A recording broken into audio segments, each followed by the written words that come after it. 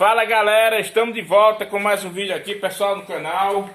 Vou estar mostrando para vocês aqui uma situação, pessoal, que acontece todos os dias nas oficinas e as pessoas ficam loucas. Já vi pessoas enlouquecerem com isso, inclusive eu já enlouqueci quase.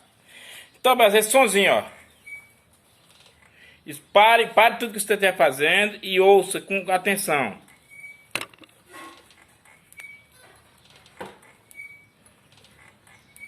Entendeu? Existe esse som também, pessoal, quando às vezes ou esse som ou até pior, que a gente pensa que é aqui na bengala, que está na hora do movimento aqui. Então, na hora do movimento, pessoal, às vezes as pessoas não se ligam que aqui já sofreu um desgaste, ó, certo?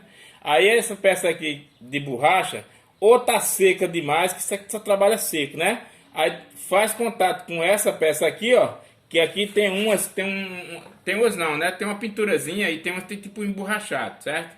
Mas o tipo emborrachado é a pintura mesmo. Aí, ó, quando dá esse movimento de subida e descida, faz esse movimento aqui, ó. Bate, ó. Certo, ó. Faz esse som, ó.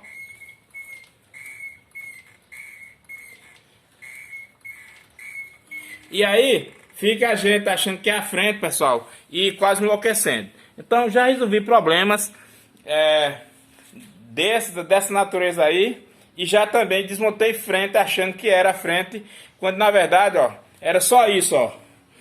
Isso aqui é graxa, ó. Um pouquinho de graxa aqui. Pronto. Só para não ficar aquilo ressecado. Um pouquinho aqui, ó.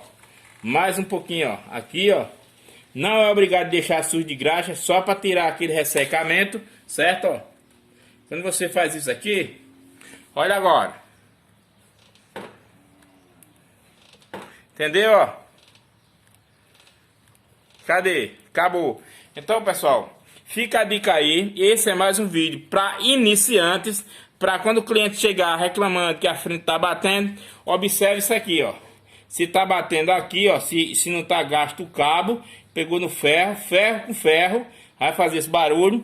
Então, para você tirar essa dúvida, você só vai passar um dedinho de graxa aqui, ó, nos cabos, aqui, ó, onde tiver essas conexões, ó, certo? Ó, e depois pedir para o cliente dar uma volta na moto, ou até mesmo você. Claro que você vai andar antes, né? Aí tem também essa parte, ó, que às vezes fica batendo aqui, e quando come, pessoal, não tem jeito, certo?